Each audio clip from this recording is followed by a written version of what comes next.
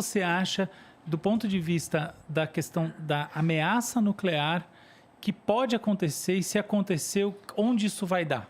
Tá. Igor? Vou explicar 2 conceitos aqui para vocês. O cara tem que ir embora, 00:10 já. Meia-noite? Caramba, nós estamos aqui há 5 horas aqui. Sei lá, irmão. Mó tempão. Beleza, vamos lá. Amanhã eu tenho uma outra palestra logo cedo. É o seguinte. Existem 2 tipos de bombas atômicas. Armas atômicas estratégicas e armas atômicas táticas. Uma arma atômica tática, ela tem um alcance pequeno e uma capacidade explosiva menor. Uma arma atômica estratégica são os mísseis intercontinentais balísticos. Elas atravessam o planeta inteiro e quando elas aterrissam e explodem em algum lugar, elas destroem metade de um país. A arma tática não, ela é usada em combate em batalha. É para ser usada em combate em batalha contra batalhões, enfim, tanques, soldados ali no fronte. Ela tem um alcance muito menor, ela é muito mais fraca. Os russos têm 2.000, por volta de 2.000 bombas atômicas táticas. Os Estados Unidos têm 200 táticas. Estratégicas, os números são muito maiores. Os russos têm mais que os americanos. São o país que mais tem no mundo. Mas os americanos têm, 2.000, muitas Que diferença bombas. faz, né? Ou faz? Pior é que faz. Porque esse jogo é um jogo estratégico de uma teoria dos jogos, aonde você tem que calcular e mostrar para o outro... Porque assim, imagina o seguinte. Você tem uma bomba atômica. Uma. O que eu posso fazer com a sua bomba atômica? Atacar e destruir a sua bomba atômica. Exato. Aí você não tem mais nenhuma. Mas se eu tenho um número que é indestrutível e uma capacidade de destruir o mundo que passa de 10 vezes... Isso, mas aí se você tem 100 e se eu souber onde está a sua 100, aí você também se deu mal. Sim, mas você entendeu? Por isso que países. Por isso que a gente escala para um número tão alto. É a vantagem da OTAN, né? Não, por isso que você escala para um número de bombas tão alto. Exato, porque lógico. é uma lógica matemática de estratégia, Claro. de falar assim, eu tenho um número tão grande que você não vai conseguir destruir todas. O que eu estava dizendo é que a partir do ponto de vista da destruição não faz diferença, mas do ponto de vista do raciocínio estratégico de movimentação faz. Uhum. Então você vai ter muitas. Por isso que eles chegaram nesse número. Aí, tudo bem. E aí você tem diferenças de confrontos. Existe um confronto nuclear e um confronto convencional. O que é um confronto convencional? Soldado com soldado, tanque com tanque. Confronto nuclear é guerra nuclear. As bombas atômicas da Guerra Fria, ou a ideia de você ter um confronto nuclear, era de bombas estratégicas, em primeiro lugar. E aí, se você usar, eu garanto que mesmo que você me ataque surpresa e me destrua, e mate todo o meu país, e destrua tudo, eu tenho um meio e um mecanismo de retaliar. Isso se chama Second Strike Capability. Capacidade de segundo ataque.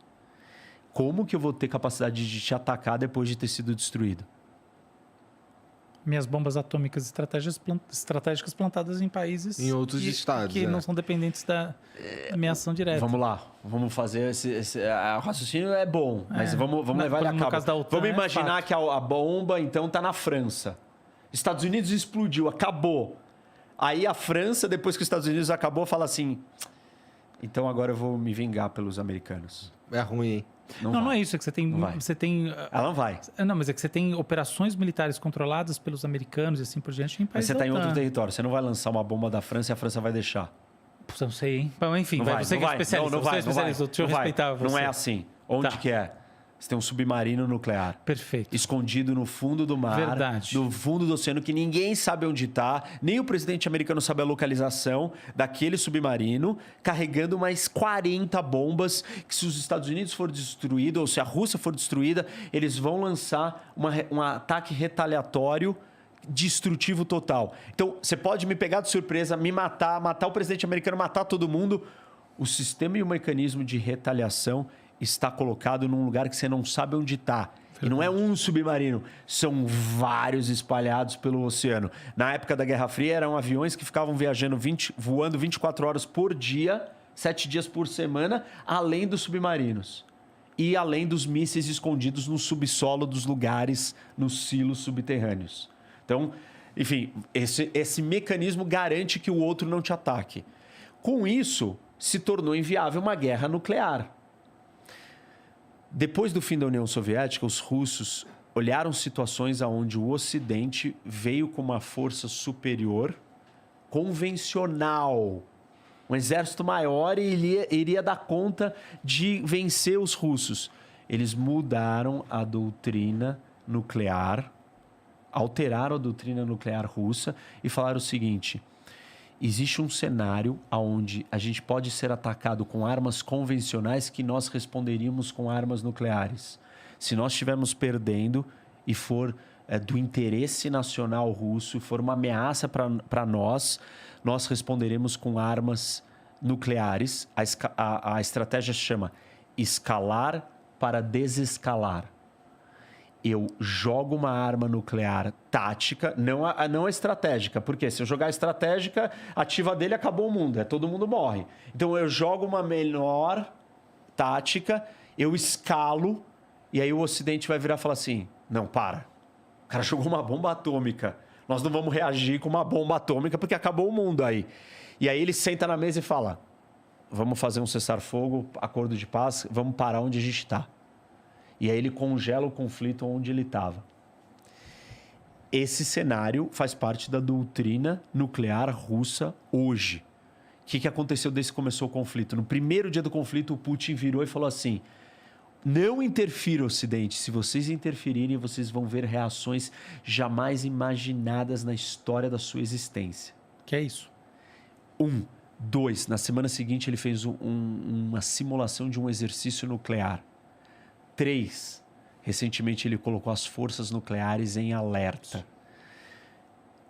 Outros passos que ele tem dado. Primeiro, ele quis conquistar e ocupar e manter ali o controle de Chernobyl, uma zona nuclear. Depois ele foi lá e atacou a maior usina nuclear e botou fogo no negócio. Ou seja, ele está comunicando: o uso de armas atômicas está na mesa. Sim.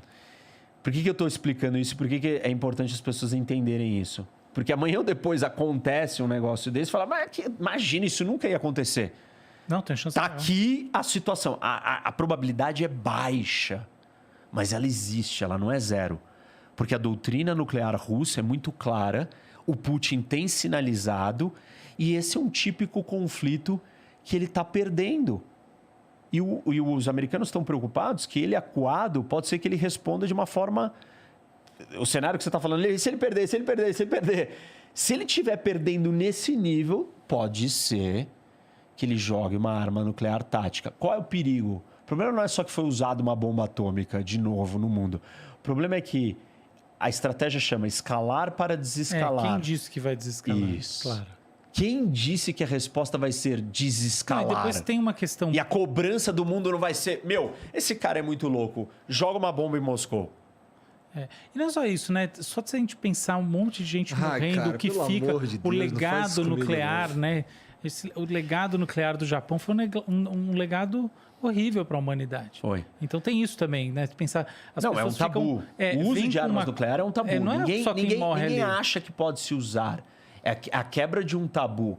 Isso é transformar o mundo por mutações completo. coisa... assim, não é só o efeito radiológico, né, nuclear aqui na Ucrânia e para o resto que vai se espalhar. Exatamente, isso se espalha... Você quebrou um tabu. O mundo, assim, ele vira de ponta cabeça do dia para a noite. Sim. É uma coisa muito chocante. Por que eu estou falando disso? Porque eu passei um tempão falando que as probabilidades ou as chances do Putin invadir a Ucrânia eram altas. E todo mundo, imagina, ele só tem a perder. E eu repeti muito, porque eu estou vendo a movimentação. Então, eu acho que é importante as pessoas entenderem o que está em jogo aqui. Repito, não acho que existe uma alta chance disso acontecer. A chance é baixíssima, mas ela está colocada na mesa. Sim. É engraçado, né? Depois de uma pandemia, como a gente não via igual desde a gripe espanhola, a gente pode ter uma bomba atômica.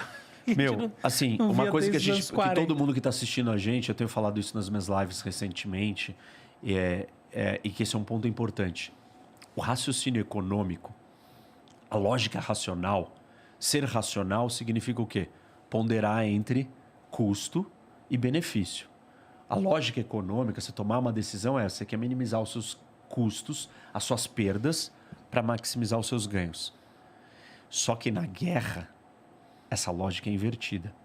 Eu aceito sofrer, perder, ter riscos maiores, mesmo que eu não tenha benefícios, porque o meu benefício vai ser a dor e o problema que eu vou causar para o meu inimigo. O Putin arriscou perder o Nord Stream, o gasoduto com a Alemanha, porque ele entendia que a perda para o Ocidente ia ser muito maior. E se a gente não virar uma chave na nossa cabeça para olhar sobre essa ótica de lógica, nós não vamos entender por que as coisas estão acontecendo do jeito que está acontecendo. Porque do ponto de vista racional, econômico, de ganho e perda, não faz nenhum sentido para a Rússia, para o Putin. Mas dentro da lógica da guerra, faz todo o sentido o que está acontecendo. E dentro da lógica da guerra, o uso de armas atômicas é uma grande perda? Só que por que eu perderia tanto? Porque meu inimigo vai perder muito mais. Vai doer muito mais nele. E eu acabo saindo ganhando porque é uma rivalidade. É um contra o outro. Eu ou ele. Eu me fudi, mas ele se fudeu mais. Isso, porque é uma lógica de confronto. Não é uma lógica cooperativa, econômica, simultânea, entendeu? Tipo, a gente tá fazendo negócio. Você me vendeu um negócio, eu comprei porque eu precisava daquilo. Você ganhou, eu ganhei. Aqui não é isso. Aqui é uma outra lógica.